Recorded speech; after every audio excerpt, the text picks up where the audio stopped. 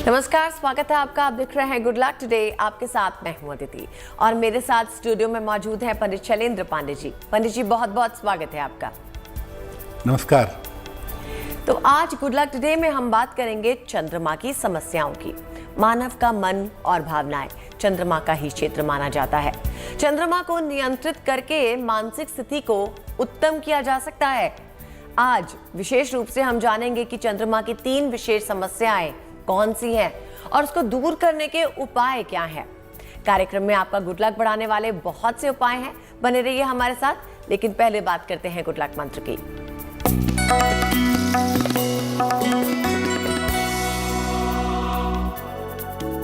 अगर आप अपनी कोई विशेष इच्छा पूरी करना चाहते हैं, विवाह की इच्छा हो, संतान की इच्छा हो, करियर की इच्छा हो, कोई विशेष इच्छा अगर पूरी करना चाहते हैं तो 3 मंगलवार हनुमान जी को तुलसी के पत्तों की माला अर्पित करिएगा। लेकिन याद रखिए, जो आपकी इच्छाएं हैं वो रीजनेबल होनी चाहिए, लॉजिकल होनी चाहिए। अब आप इसलिए माला चढ़ाइए कि कल से सूरज पश्चिम से निकलने लगे, तो वो नहीं होगा। यानी जो लॉजिकल इच्छाएं हैं, लॉजिकल बात है, जो जेन्युइन बात है, उसके लिए अगर आप किसी इच्छा की पूर्ति के लिए प्रार्थना करेंगे तो आपको निश्चित रूप से लाभ होगा। 3 मंगलवार हनुमान जी को तुलसी के पत्तों की माला चढ़ाइए तो आपके मन की इच्छा पूरी होगी। अब आगे बढ़ते हैं और जानते हैं 10 मई मंगलवार का पंचांग।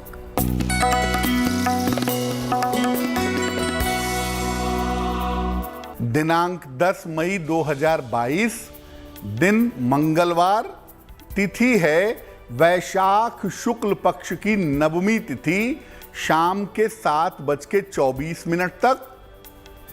नक्षत्र है मघा नक्षत्र, शाम के 6:40 तक। इसके बाद पूर्वा फाल्गुनी। चंद्रमा सिंह राशि में संचरण कर रहे हैं। राहु काल का समय शाम को 3 बजे से लगभग 4:30 तक। उत्तर दिशा की तरफ यात्रा करने की मनाही है, लेकिन अगर यात्रा करना जरूरी है, मजबूरी है, तो जरा सा गुड़ खाकर और भगवान का स्मरण करके यात्रा करेंगे तो मुश्किलों से बचे रहेंगे।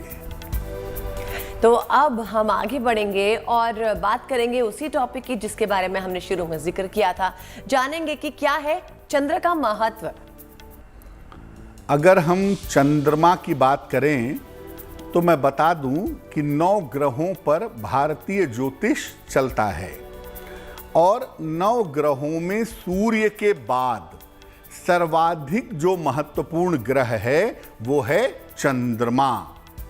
सूर्य और चंद्रमा के बिना ज्योतिष की कल्पना नहीं की जा सकती। सबसे ज्यादा महत्वपूर्ण सूर्य और उसके बाद महत्वपूर्ण होता है चंद्रमा। ज्योतिष में चंद्रमा के बिना कोई गणना नहीं होती। आपकी राशि क्या है, आपका नक्षत्र क्या है, आपकी महादशा अंतरदशा क्या है, ये सब बातें आप चंद्रमा से जान सकते हैं। चंद्रमा गुरुत्वाकर्षण शक्ति का स्वामी है, ग्रेविटेशनल फोर्स का मालिक है और पृथ्वी पर जितना भी जल मौजूद है, चाहे वो समुद्र में हो, नदी में हो, तालाब में हो या आपके शरीर में हो, हर तरह के जल को चंद्रमा नियंत्रित करता है। चंद्रमा प्रभाव डालता है आपके मन के ऊपर और आपकी भावनाओं के ऊपर। आपका मन कैसा है, मन की स्थिति कैसी रहती है, आपके इमोशंस कैसे हैं, आपकी भावनाएं कैसी हैं, ये बात भी चंद्रमा ही बताता है। अगर आप चंद्रमा को कंट्रोल करना जान जाएं, चंद्रमा को नियंत्रित करना जान जाएं, तो आप अपनी मेंटल कंडीशन को, मानसिक स्थिति को बहुत अच्छा, बहुत उत्तम बना सकते हैं। और चंद्रमा को नियंत्रित करने के लिए चंद्रशेखर भगवान शिव की आराधना की जाती है। भगवान शिव को चंद्रमौली और चंद्रशेखर भी कहते हैं, क्योंकि चंद्रमा के पास जो शक्ति है उसके केंद्र हैं भगवान शिव। इसलिए अगर जीवन में कभी भी चंद्रमा से संबंधित कोई समस्या हो तो भगवान शिव की पूजा करनी चाहिए।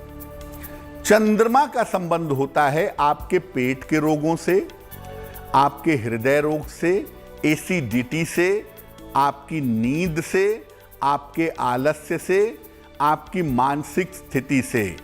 फूल, सुगंध, चांदी, गन्ना, माता, जल की यात्रा, समुद्र की यात्रा और शासन प्रशासन से चंद्रमा का संबंध होता है। ज्योतिष में अगर हम सूर्य को राजा मानते हैं तो चंद्रमा को बहुत सारे लोग रानी मानते हैं, यानी राजा के बराबर ही ताकत है। और बहुत सारे लोग इसे दूसरा राजा भी कहते हैं। यानी कुंडली में जितना महत्वपूर्ण सूर्य होता है, सूर्य का मतलब आपकी आत्मा और आपका शरीर है, और चंद्रमा का मतलब आपका मन है। इसलिए मन वाले पार्ट पर चंद्रमा का असर सबसे ज्यादा पड़ जाता है। तो जाना हमने कि चंद्रमा किस तरह से हमारे जीवन में असर डालता है।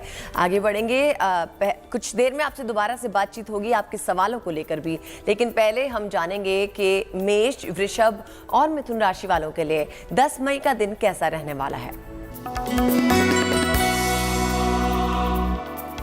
मेष राशि, पैसे रुपए की जो मुश्किलें हैं वो आपकी थोड़ी कम होती हुई दिखाई दे रही हैं और आर्थिक मजबूती की संभावना बन गई है। इस समय कोई संपत्ति खरीद सकते हैं, संपत्ति का लाभ आपको हो सकता है, लेकिन आप इतना ध्यान रखिए, अहंकार मत करिएगा। समय बेहतर होने का मतलब ये नहीं है कि आप अहंकार करें। एक बार हनुमान चालीसा का पाठ कर लीजिएगा, आपका दिन सुंदर हो जाएगा। शुभ रंग होगा नीला और भाग्य का मीटर आपको नंबर दे रहा है 75%, यानी उत्तम भाग्य आपके साथ बना हुआ है।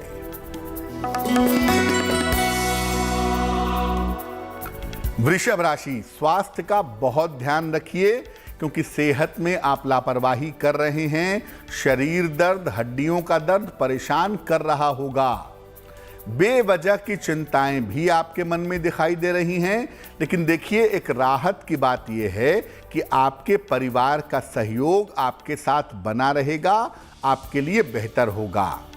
किसी निर्धन व्यक्ति को अगर आप गुड़ का दान कर दें तो आपका दिन शुभ होगा, दिन की मुश्किलें कम होंगी। शुभ रंग होगा भूरा और भाग्य का मीटर आपको नंबर दे रहा है 60%, यानी मेहनत ज्यादा होगी, भाग्य थोड़ा कम रहेगा।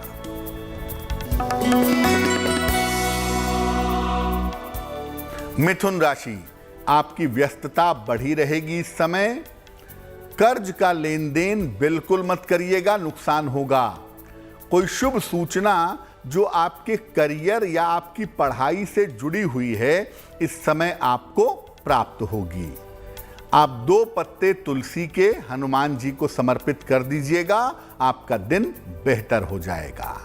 शुभ रंग होगा हरा और भाग्य का मीटर आपको नंबर दे रहा है 70%, यानी मध्यम भाग्य आपके साथ बना हुआ है। तो जाना हमने मेष, वृषभ और मिथुन राशि वालों के लिए 10 मई का दिन कैसा रहने वाला है। अब अगर आपकी कोई समस्या है, आप जानना चाहते हैं अपने भविष्य के बारे में, अपनी किसी समस्या का हल समझना चाहते हैं, तो आप हमें मेल कर सकते हैं। हमारी ईमेल आईडी स्क्रीन पे ही फ्लैश हो रही है।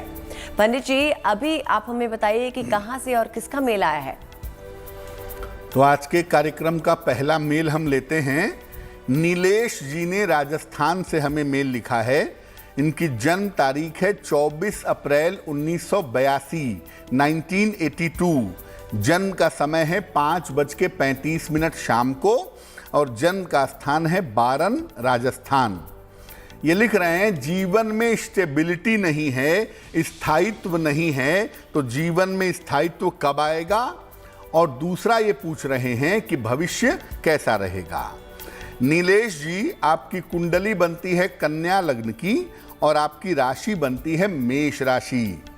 दशम भाव का जो स्वामी है वो कुंडली के अष्टम भाव में बैठा हुआ है। राजयोग तो बना रहा है क्योंकि बृहस्पति के प्रभाव में है, लेकिन कठिनाई के बाद जीवन बेहतर होगा, ये सूचना कुंडली में दे रहा है। आपकी महादशा राहु की है और अंतरदशा इस समय शनि की चल रही है अप्रैल 2024 तक। ज्योतिष के हिसाब से आपके जीवन में जो स्थिरता आएगी, जो स्टेबिलिटी आएगी, वो जनवरी 2023 के बाद आती हुई दिखाई दे रही है। और भविष्य में करियर को लेकर के या पैसे रुपए को लेकर के आपको बहुत ज़्यादा दिक्कत नहीं होगी। दो बातों का ध्यान रखिएगा, एक अपने स्वास्थ्य का, खासतौर से पेट का और वाहन दुर्घटना का इस साल ध्यान रखिएगा, और दूसरा वैवाहिक जीवन में या विवाह संबंधी मामले में भी इस कुंडली में दिक्कत दिख रही है, उसका भी ध्यान आपको बनाए रखना चाहिए। क्या उपाय करेंगे?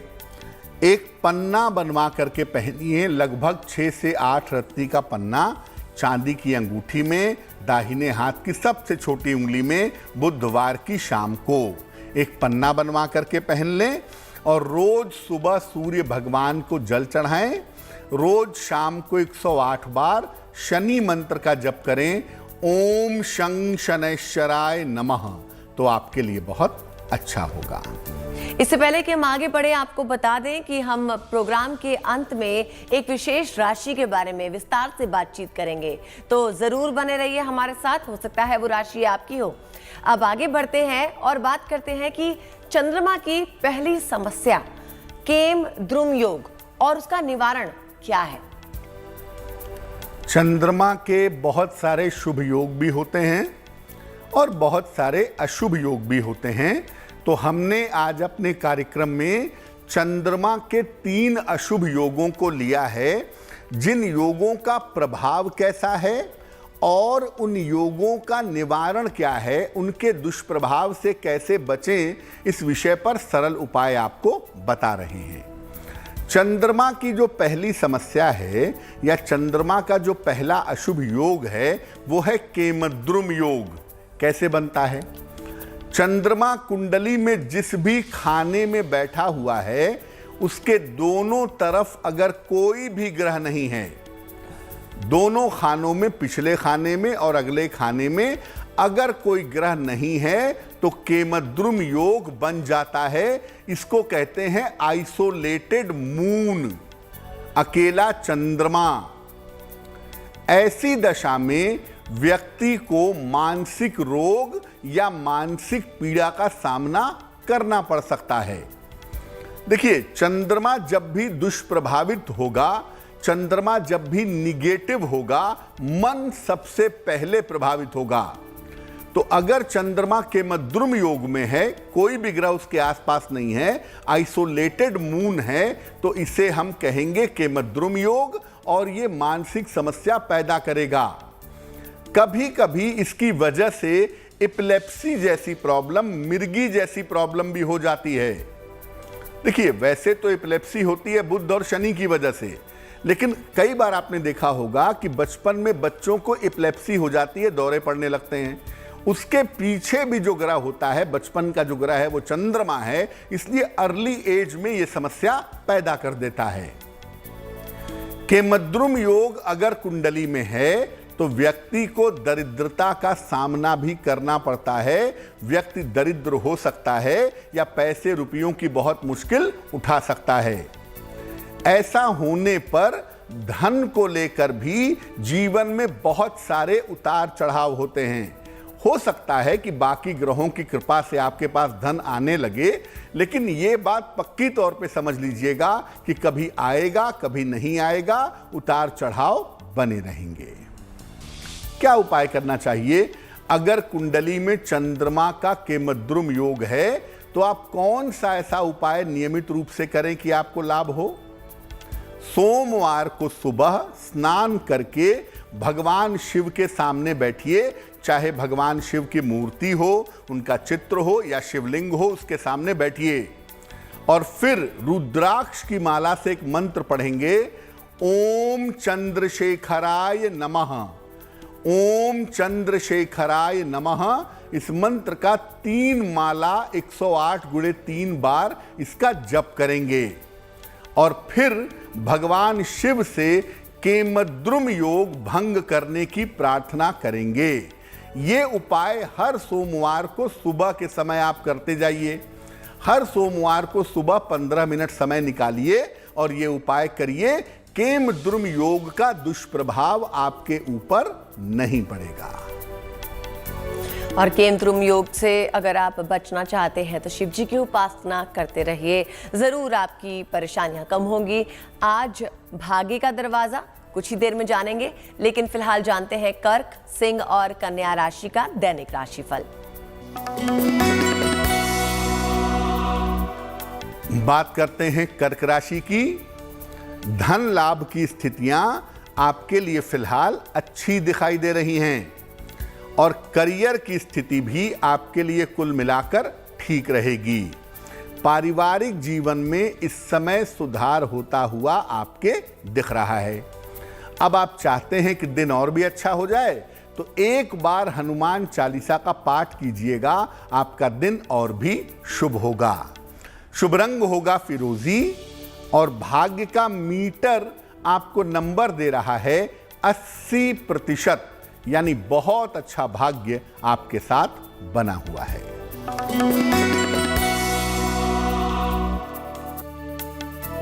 सिंह राशि, संतान पक्ष से आपको सुख मिलता हुआ दिखाई दे रहा है। संतान की प्रगति होगी इस समय। आपकी नौकरी में प्रमोशन के उन्नति के योग भी फिलहाल बने हुए हैं और धन लाभ के योग भी आपके लिए दिखाई दे रहे हैं। क्या करेंगे? किसी निर्धन व्यक्ति को अगर आप धन का दान करें तो आपका दिन और भी अच्छा होगा। शुभ रंग होगा ग्रे और भाग्य का मीटर आपको नंबर दे रहा है सबसे ज्यादा। आपका भाग्य है 90%।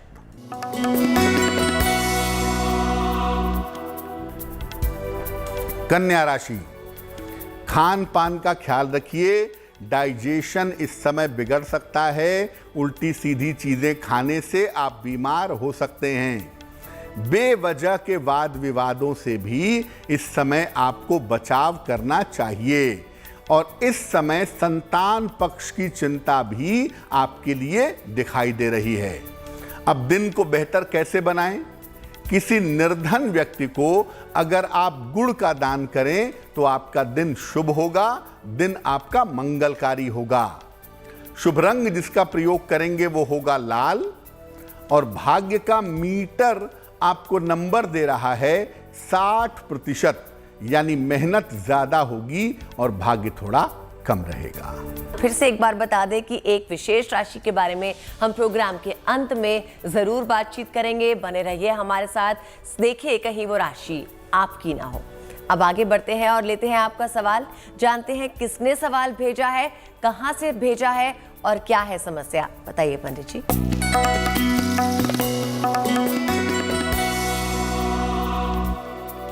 भावना खंडेलवाल ने हमें प्रश्न लिखा है दिल्ली से। अपनी पुत्री के लिए पूछ रही हैं। पुत्री का नाम है शीबा खंडेलवाल। पुत्री की जन्म तारीख है 6 जून 1992। जन्म का समय है सुबह अर्ली मॉर्निंग 4:05 और जन्म का स्थान है दिल्ली। इन्होंने एक लड़के का डिटेल भी हमें भेजा है और ये कह रही हैं कि बेटी अपनी इच्छा से इस लड़के के साथ विवाह करना चाहती है। क्या कुंडली का मिलान हो रहा है और अगर ये शादी की जाए तो भविष्य कैसा रहेगा? देखिए भावना जी, आपकी पुत्री की कुंडली बनती है मेष लग्न की और इनकी राशि बनती है कर्क राशि और जो लड़के की कुंडली आपने भेजी है उनकी राशि बनती है वृषभ राशि। आपकी पुत्री की कुंडली में शुक्र अस्त है और लड़के की कुंडली में भी शुक्र की स्थिति बहुत अच्छी नहीं है। हालांकि देखिए ग्रह मैत्री भी नहीं है बहुत अच्छी और साथ में शुक्र की पोजीशन भी बहुत अच्छी नहीं है। तो हम ये कहेंगे कि जो ये मिलान है वो एवरेज से कम है। हालांकि कुल गुण 19 गुण मिल जाते हैं, लेकिन इसको हम एवरेज से कम मिलान कहेंगे।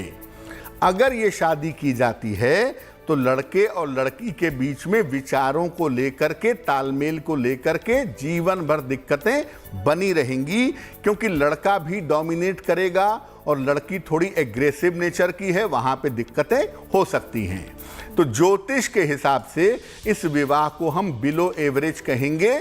आपके पास इससे बेहतर ऑप्शन आए तो आप उसका विचार करें। इस शादी में बहुत अच्छे अंक दिखाई नहीं दे रहे हैं। अब आपकी बिटिया का विवाह जल्दी हो, अच्छा हो, और जहां भी विवाह हो वैवाहिक जीवन सुखद हो, इसके लिए आप अपनी बेटी को एक ओपल बनवा के पहनाइए। लगभग 10-12 रत्ती का ओपल चांदी की अंगूठी में, दाहिने हाथ की तर्जनी उंगली में, शुक्रवार की शाम को इनको ओपल धारण करवा दीजिएगा। और दूसरा, इनको बोलिए कि बेवजह का तनाव मत पालें, डिप्रेशन से बचें, क्योंकि कुंडली में अवसाद की, तनाव की, डिप्रेशन की संभावना भी बन रही है। अब जानेंगे कि चंद्रमा की दूसरी समस्या कौन सी हो सकती है, यानी ग्रहण योग के बारे में। चंद्रमा की पहली समस्या आपको हमने बताया कि मद्रुम योग के बारे में। चंद्रमा की दूसरी समस्या है ग्रहण योग। देखिए, चंद्रमा जो है वो मन का स्वामी है और मन को प्रभावित करता है, शरीर पर भी असर डालता है, क्योंकि बहुत सारे लोगों को साइकोफिजिकल प्रॉब्लम भी होती है, यानी वो सोचते हैं कि मेरे पेट में दर्द है और दर्द होने लगता है। ये इफेक्ट, साइकोफिजिकल इफेक्ट भी चंद्रमा ही पैदा करता है। चंद्रमा मन का स्वामी है, मन को प्रभावित करता है, और जब चंद्रमा दूषित होता है, मन और मन की समस्याएं व्यक्ति को बहुत परेशान करती हैं। अगर चंद्रमा दूषित है तो मानसिक रूप से आपको रोज अपने जीवन में मन की परीक्षा देनी पड़ेगी। इसीलिए चंद्रमा को सबसे ज्यादा दूषित करता है राहु। चंद्रमा को अगर दूध मान लें तो राहु मक्खी है, दूध में गिर जाएगा, दूध बर्बाद है, पी नहीं सकेंगे, फेंकना पड़ेगा।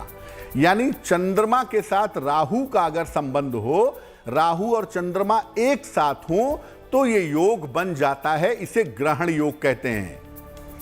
राहु की दृष्टि नहीं होती तो राहु चंद्रमा को देख नहीं सकता, और चंद्रमा अगर राहु को देखेगा तो उससे भी ग्रहण योग नहीं बनेगा। उससे यह होगा कि राहु थोड़ा बेहतर हो जाएगा।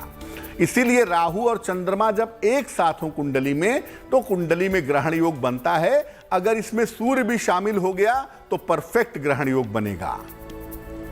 चंद्रमा राहु का ग्रहण योग है तो व्यक्ति को मानसिक और काल्पनिक समस्याएं परेशान करती हैं। व्यक्ति को मन की समस्याएं, कल्पना की समस्याएं, ऐसा ना हो जाए, वैसा ना हो जाए, मेरे सीने में दर्द है, कहीं मुझे कार्डियो की प्रॉब्लम ना हो जाए, कहीं मुझे बॉस नौकरी से निकाल ना दें।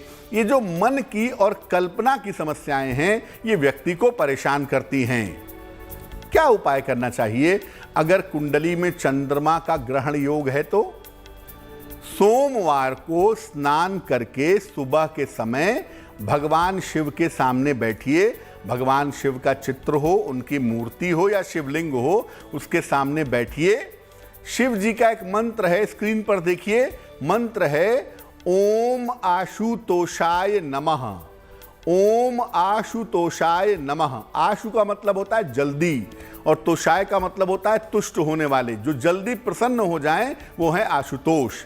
तो इस मंत्र का मामला है ओम आशुतोषाय नमः। इस मंत्र का कम से कम 3 माला जप करिएगा। भगवान शिव से प्रार्थना करिएगा कि ग्रहण योग का जो दुष्प्रभाव आपके जीवन पर पड़ रहा है वो दुष्प्रभाव समाप्त हो जाए। और इसके बाद सफ़ेद चीज़ों का, जैसे चावल है, चीनी है, दूध है, इसका अगर आप दान करें तो आपके लिए बहुत शुभ रहेगा। तो ये उपाय भी, ग्रहण योग को टालने का उपाय भी, सप्ताह में एक दिन सोमवार के दिन अगर आप सुबह सुबह करते हैं तो ग्रहण योग के दुष्प्रभाव से आप बचे रहेंगे। तो अगर आपकी कुंडली में ग्रहण योग है तो पंडित जी के बताए उपायों को ज़रूर आजमाइए। आपका आने वाला वक्त जो है वो ज़रूर बेहतर होगा। अब पंडित जी रोज़ किसी न किसी एक राशि के बारे में खास बातचीत करते हैं, जिसे जानना आपके लिए बहुत ज़रूरी है। अब किस राशि का आज भाग्य खुलेगा, आगे जानेंगे, लेकिन पहले बात करेंगे तुला, वृश्चिक और धनु राशि के भाग्य फल की। तुला राशि, धन की स्थिति आपकी बिल्कुल ठीक है। फिलहाल धन को लेकर के कोई दिक्कत नहीं है। स्वास्थ्य की स्थिति में भी आपके सुधार होता हुआ दिख रहा है।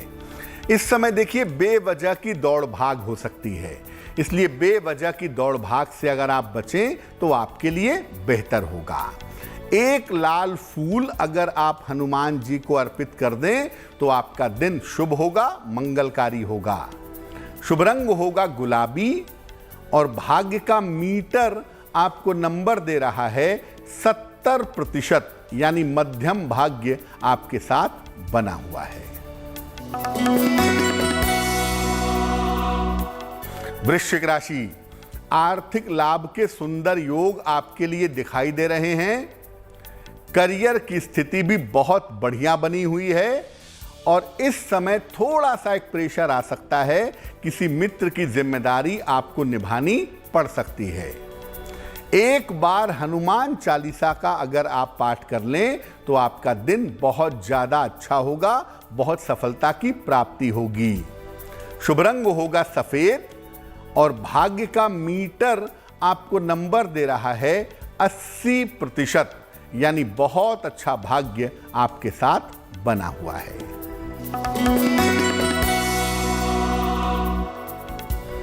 धनु राशि, रुका हुआ धन इस समय आपको प्राप्त होगा। करियर की स्थिति आपके लिए कुल मिला के ठीक रहेगी। इस समय अपने संतान का ध्यान रखना आपके लिए जरूरी है। संतान पक्ष का बहुत ध्यान रखें। एक बार हनुमान चालीसा का अगर आप पाठ कर लें तो आपके लिए दिन शुभ हो जाएगा। शुभ रंग होगा धानी और भाग्य का मीटर आपको नंबर दे रहा है 75%, यानी उत्तम भाग्य आपके साथ बना हुआ है। तुला, वृश्चिक और धनु राशि वालों के लिए 10 मई का दिन कैसा होगा पंडित जी ने बताया। अब आपको कह दें कि अगर आपका भी कोई सवाल है, आप हमसे कोई समस्या का समाधान चाहते हैं तो अपना मेल एड्रेस आप देख सकते हैं। हमारा मेल एड्रेस आप देख सकते हैं, स्क्रीन पे फ्लैश हो रहा है। अपने सवाल भेजिए और पंडित जी से उपाय जानिए। आइए अब एक और सवाल लेते हैं, देखते हैं किसने सवाल भेजा है, क्या परेशानी है।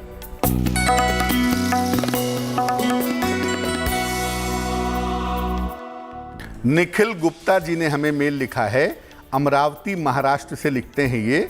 इनकी जन्म की तारीख है 29 जून 1996, 1996। जन्म का समय है 8:20 प्रातः और जन्म का स्थान है अमरावती महाराष्ट्र। ये लिख रहे हैं, क्या मेरी कुंडली में सरकारी नौकरी के योग हैं?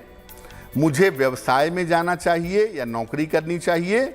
मेरा विवाह कब और कैसा होगा? क्या मेरी कुंडली मांगलिक है?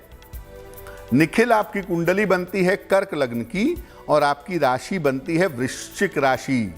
महादशा केतु की और अंतरदशा बुध की चल रही है सितंबर 2022 तक। पहले बता दूं कि आपको एसएससी या बैंकिंग की तैयारी करनी चाहिए। बैंक से संबंधित, टैक्सेशन से संबंधित, सचिवालय या कोई क्लरिकल पद आपको मिल सकता है, ये संभावना बनती है वर्ष 2023 में। तो आपको नौकरी के लिए पूरी तरह से कोशिश करनी चाहिए। व्यवसाय के लिए कुंडली बहुत उचित नहीं है। दूसरी बात यह है कि आपका मंगल कुंडली के एकादश भाव में बैठा है, इसलिए कुंडली मांगलिक नहीं है, तो मांगलिक की चिंता करने की आवश्यकता भी नहीं है। विवाह जहां तक बात है, आपकी उम्र लगभग 26 साल होने जा रही है। विवाह आपका 28 साल पूरा होने पे होगा 2024 के अंत में। और तीसरी बात आप ये समझिए कि चूंकि एकादश भाव में शुक्र, मंगल और बुध बैठे हैं, चंद्रमा की दृष्टि है, शनि की दृष्टि है वहां पर, तो हम कहेंगे कि इस कुंडली में विवाह की स्थिति बहुत अच्छी नहीं है। जब भी आप विवाह करें कुंडली मिला करके ही करिएगा, अन्यथा 2 शादियों जैसी स्थितियां बन सकती हैं। दूसरी बात यह है कि आपको अपने मेहनत का भी बढ़ाना होगा, मेहनत को बढ़ाने की जरूरत है आपको, और साथ ही साथ स्वास्थ्य का ध्यान रखना होगा। आप ऐसा करिए, एक मोती बनवा के पहनिए, लगभग 10-12 रत्ती की मोती चांदी की अंगूठी में, दाहिने हाथ की सबसे छोटी उंगली में, शुक्ल पक्ष के सोमवार की रात को मोती पहनने से आपको लाभ होगा। तो एक मोती बनवा करके आप जरूर पहन लें और रोज सुबह 108 बार नमः शिवाय का जप करें तो आपका कल्याण होगा। चंद्रमा की पहली समस्या केमद्रुम योग, चंद्रमा की दूसरी समस्या ग्रहण योग, और अब बात करेंगे चंद्रमा की तीसरी समस्या की, जो है नीच का चंद्रमा। जानेंगे इसके उपाय भी। बताइए पंडित जी। डेबिलिटेटेड चंद्रमा यानी नीच का चंद्रमा क्या होता है? देखिए, ग्रहों की एक स्थिति होती है जब ग्रह उच्च के होते हैं, यानी बहुत ज्यादा शुभ परिणाम दे सकते हैं, और जब कोई ग्रह नीच का होता है तो वो हमेशा ऐसा नहीं कहेंगे कि वो अशुभ परिणाम देगा, लेकिन हाँ, परेशानियां तो पैदा करता ही है। चंद्रमा जो है वो वृश्चिक राशि में नीच का होता है। जहां आपकी कुंडली में 8 नंबर लिखा है, अगर वहां चंद्रमा भी लिखा हुआ है तो इसका मतलब आपका चंद्रमा नीच राशि का है। अगर चंद्रमा आपका नीच राशि का है तो आपका मन संवेदनशील हो जाता है। मन जो है वो बहुत सेंसिटिव हो जाता है। चंद्रमा जब वृश्चिक में बैठेगा तो मेंटल लेवल बहुत फ्रेजाइल हो जाएगा, बहुत संवेदनशील हो जाएगा। और चंद्रमा जब नीच का होता है तो हार्मोन्स की समस्या बहुत होती है। खासतौर से लड़कियों की कुंडली में, महिलाओं की कुंडली में अगर चंद्रमा नीच का होता है तो वो मेंस्ट्रुअल साइकिल पर बहुत निगेटिव असर डाल सकता है। और चंद्रमा नीच का हो, किसी बुरे ग्रह का असर भी आ जाए उसमें, तो अवसाद की, डिप्रेशन की समस्या भी हो सकती है। और जिनकी राशि वृश्चिक होती है ना, जिनका चंद्रमा नीच का होता है, उनकी राशि वृश्चिक है, तो जिनका भी चंद्रमा नीच का होता है ना, उन्हें जीवन में कभी ना कभी गहरी भावनात्मक चोट जरूर लगती है। चाहे वो लव अफेयर में फेल होते हैं, चाहे वो विवाह में फेल होते हैं, या रिश्तों को लेकर के उन्हें इमोशनल प्रॉब्लम झेलनी पड़ती है, और बड़ी इमोशनल प्रॉब्लम झेलने की संभावना बन जाती है। चंद्रमा अगर नीच का हो तो या तो आपकी माता स्वस्थ नहीं रहेंगी, या आपकी माता रहेंगी ही नहीं, और या आपका माता के साथ तालमेल अच्छा नहीं रहेगा, यानी माता के सुख में कमी पैदा हो जाएगी अगर आपका चंद्रमा नीच राशि में बैठा है तो। कभी कभी यह भी देखा गया है कि अगर चंद्रमा नीच राशि में होता है तो आदमी स्पिरिचुअल हो जाता है, आध्यात्मिक हो जाता है, कभी कभी प्रचंड वैराग्य की तरफ भी जाता है। ज्यादातर चंद्रमा नीच का होगा तो आप खुराफात करने से बाज नहीं आएंगे, आप पक्की तौर पे खुराफात करेंगे भी और उसके शिकार भी होंगे। लेकिन अगर चंद्रमा पर पॉजिटिव इफेक्ट है, जुपिटर का प्रभाव है, वेनस का प्रभाव है, चंद्रमा पक्ष बली है, तो आप वैराग्य की तरफ जा सकते हैं। ये संभावना जीवन में जरूर बनेगी, क्योंकि चंद्रमा जब नीच का होता है तो सब कुछ होने के बावजूद भी आदमी सुख का अनुभव नहीं करता, हैप्पीनेस का, हार्मनी का अनुभव नहीं करता, जिस वजह से वो जीवन का सत्य जानने की कोशिश करता है और बहुत बार संन्यास की तरफ, वैराग्य की तरफ चला जाता है। क्या उपाय करना चाहिए? अगर कुंडली में चंद्रमा नीच का हो और तकलीफ हो रही हो, सोमवार को भगवान शिव को अपनी आयु के बराबर सफेद फूल चढ़ाइए। केतकी का फूल मत चढ़ाइएगा, वरना परिणाम ठीक नहीं होंगे। सोमवार को शिव जी को अपनी आयु के बराबर सफेद फूल चढ़ाइए, और इसके बाद एक विशेष मंत्र पढ़िए, कम से कम 3 माला। ओम नमो भगवते रुद्राय, ओम नमो भगवते रुद्राय, इस मंत्र का कम से कम 3 माला जप करिए, और इसके बाद शांति से बैठ करके शिव जी के सामने ओम शब्द का यथाशक्ति जितना संभव हो उच्चारण करिए। ओम,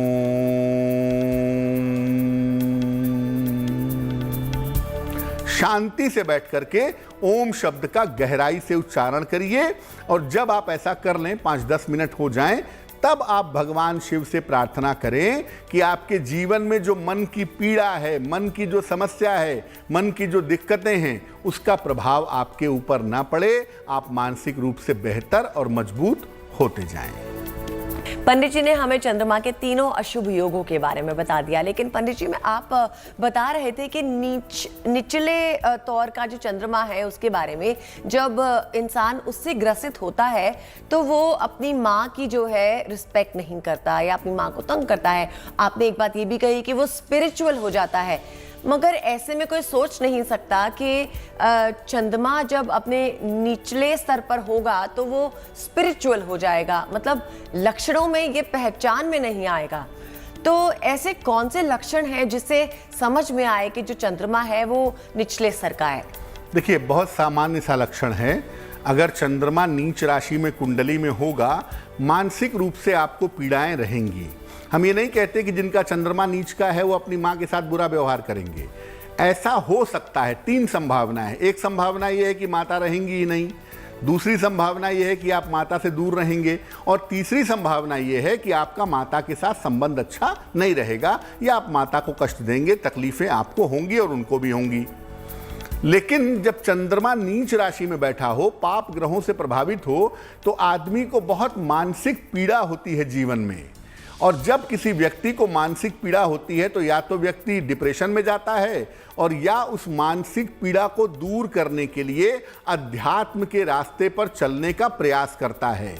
ऐसी ही स्थिति होती है जब चंद्रमा आपको आध्यात्मिक रास्ते पर ले जाता है।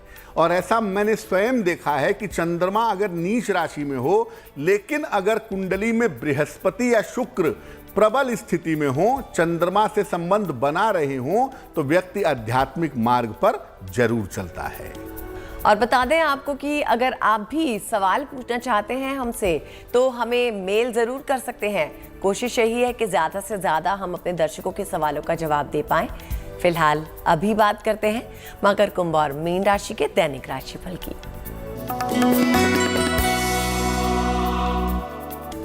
मकर राशि, अपने स्वास्थ्य पर इस समय बहुत ध्यान बनाए रखना होगा आपको।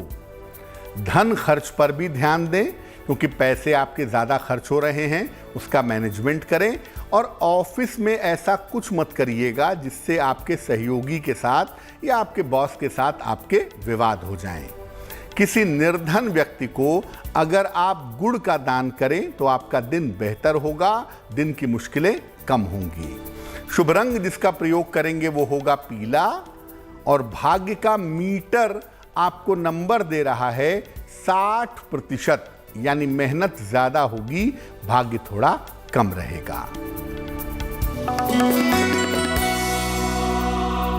कुंभ राशि, शिक्षा प्रतियोगिता के मामलों में आपको सफलता मिलेगी। पारिवारिक मामलों में आपकी शांति रहेगी। करियर की स्थिति आपकी कुल मिलाकर ठीक बनी रहेगी। हनुमान जी की अगर आप कपूर से आरती करें, सुबह के समय कर लीजिएगा, तो आपका दिन शुभ हो जाएगा। शुभ रंग होगा नीला, और भाग्य का मीटर आपको नंबर दे रहा है 70%, यानी मध्यम भाग्य आपके साथ बना हुआ है।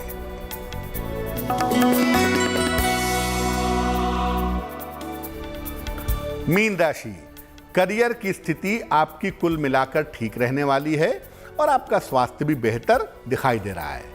काम बहुत ज्यादा है, काम में आपकी व्यस्तता बनी रहेगी।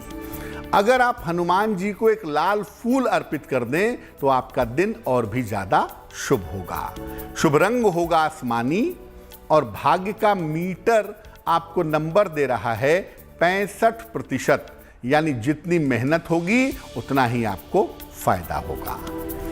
पंडित जी, यहाँ पर मैं आपसे जानना चाहूंगी कि चंद्रमा की तमाम समस्याओं से निपटने के लिए क्या मोती पहनने से लाभ होता है? अदिति, देखिए, उसमें एक बात है। बात यह है कि अगर आपकी कुंडली में चंद्रमा कमजोर है और आपको उससे लाभ हो सकता है तो आप मोती पहन सकते हैं। चंद्रमा कमजोर हो और लाभ नहीं दे पा रहा हो तो मोती पहनने से फायदा जरूर होगा। लेकिन अगर कुंडली में चंद्रमा खराब है, केमद्रुम योग में है, ग्रहण योग में है, चंद्रमा अस्त हो गया है, पाप पीड़ित है, यानी चंद्रमा अगर कुंडली में खराब हो तो भूल कर भी मोती मत पहनिएगा, क्योंकि खराब चंद्रमा की स्थिति में अगर आप मोती पहनेंगे तो मामला बिगड़ सकता है, आपकी मानसिक समस्याएं बहुत ज़्यादा बढ़ सकती हैं। इसलिए चंद्रमा कमजोर हो तो मोती पहनना अच्छा होगा, चंद्रमा खराब हो तो मोती मत पहनिएगा। उसकी जगह पर अगर चंद्रमा खराब है तो आप सलाह लेकर के एक पुखराज या पन्ना पहन सकते हैं, जिसको पहनने से खराब चंद्रमा का प्रभाव बहुत हद तक कम हो जाएगा। और अब वक्त है आपका सवाल लेने का, तो देखते हैं कि किसने सवाल भेजा है और क्या समस्या है।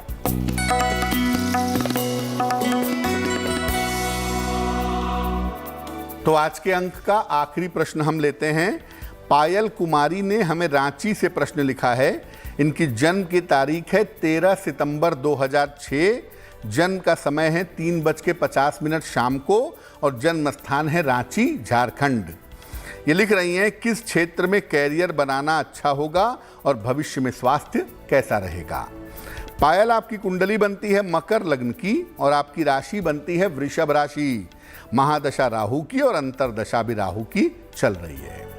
देखिए, आपकी कुंडली के हिसाब से सबसे पहले जो क्षेत्र है वो आपके लिए बेहतर होगा टीचिंग का, शिक्षा का। उच्च शिक्षा के क्षेत्र में आप बेहतरीन नौकरी पा सकती हैं और कर सकती हैं। दूसरा क्षेत्र आपके लिए लॉ का हो सकता है, कानून का हो सकता है, न्यायिक सेवा में भी आप जा सकती हैं। यानी शिक्षा के क्षेत्र में या न्याय के क्षेत्र में आपको सफलता मिलने के योग आपकी कुंडली में दिखाई दे रहे हैं। जहां तक स्वास्थ्य की बात है, अगस्त 2023 तक आपकी राहु की दशा चल रही है। दुर्घटनाओं से, चोट चपेट से और पेट की समस्याओं से आपको बचाव करना चाहिए, क्योंकि स्वास्थ्य के लिए अगस्त 2023 तक का समय बहुत अच्छा नहीं है। कुल मिला के लगभग 15 साल आपकी उम्र हुई है और उम्र के 25 साल पूरे करने के बाद आपके करियर की शुरुआत होने की संभावना दिख रही है। हमें मुख्यतः आपका स्वास्थ्य ठीक रखना है और आपकी शिक्षा बेहतर करनी है।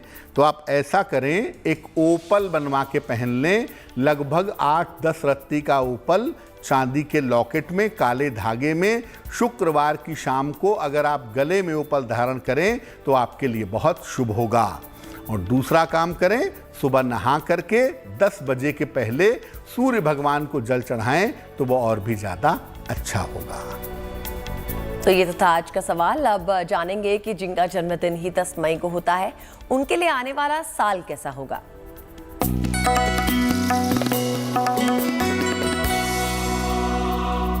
जिन लोगों का जन्मदिन 10 मई को है, उन्हें हम सबकी तरफ से जन्मदिन की हार्दिक शुभकामनाएं। आने वाले वर्ष में आपकी आर्थिक स्थिति, पैसे रुपए का मामला बहुत अच्छा रहने वाला है। रुके हुए तमाम काम भी आपके पूरे होंगे और करियर में आपको विशेष लाभ भी जरूर होगा। स्वास्थ्य का ध्यान आपको बनाए रखना है, खासतौर से चोट चपेट का ध्यान इस आने वाले साल में रखिएगा।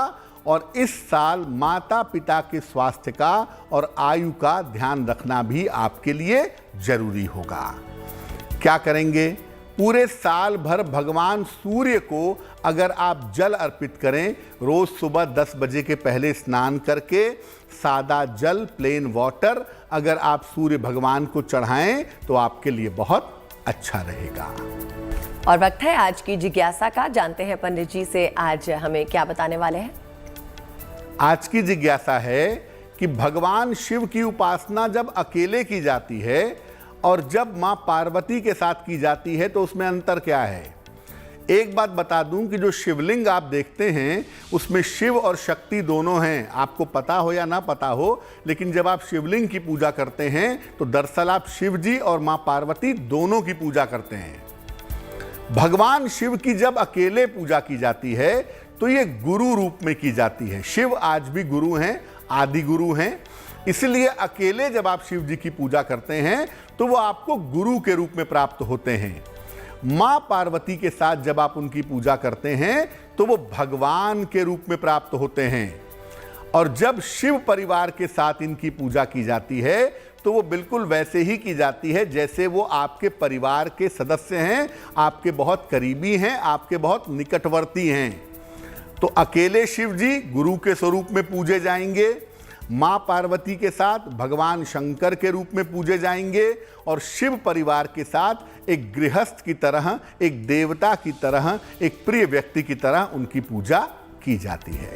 कुछ ही देर में जानेंगे एक राशि की सबसे खास बात जो जानना आपके लिए बहुत जरूरी है और हो सकता है वो राशि आप ही की हो। तो कौन सी है वो गुड लक राशि और क्या है उसकी खास बातचीत जानेंगे, लेकिन पहले बात कर लेते हैं शुभ पहर की 10 मई 2022 मंगलवार के दिन की। बात करते हैं शुभ पहर की। दिनांक 10 मई 2022 दिन मंगलवार। शुभ पहर का समय है शाम को 6 बजे से 7:30 के बीच में।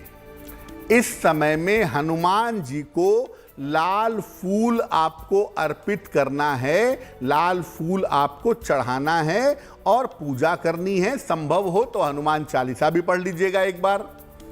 अगर आप ऐसा करते हैं शुभ पहर में तो स्वास्थ्य की समस्याओं में और कर्ज की समस्याओं में आपके सुधार होगा। लेकिन करेंगे शुभ पहर में ही 10 मई मंगलवार को शाम को 6 बजे से 7:30 का समय शुभ पहर होगा। इसी शुभ पहर में प्रयोग करने से लाभ होगा। तो प्रोग्राम के आखिरी चरण में हम पहुंच गए हैं और अब बातचीत होगी आपकी राशि के बारे में। देखते हैं पंडित जी आज कौन सी राशि के बारे में बातचीत करेंगे और क्या है उस राशि की खास बात।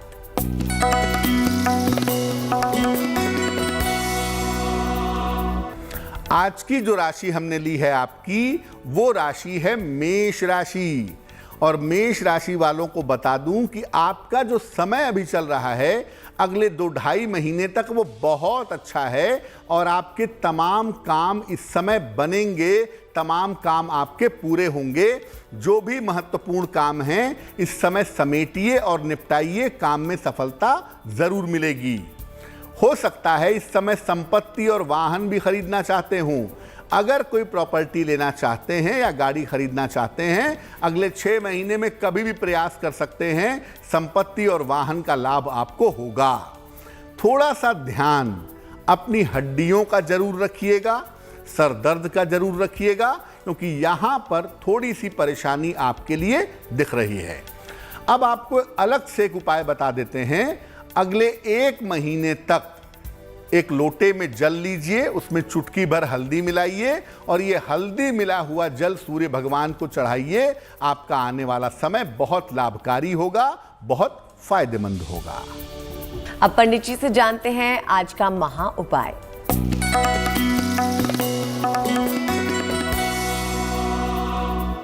अगर किसी वजह से कोई ना कोई कर्जा आपके ऊपर बना रहता हो, थोड़े कर्जे उतरे और उतारे और उतारे, लेकिन कोई ना कोई कर्जा बना रहता है, उतारते जाते हैं, चढ़ता जाता है, उतारते हैं, फिर चढ़ जाता है, यानी कोई ना कोई लोन, ऋण, कर्जा आपके ऊपर बना रहता है। क्या उपाय करें कि कर्जे से परमानेंट मुक्ति मिले?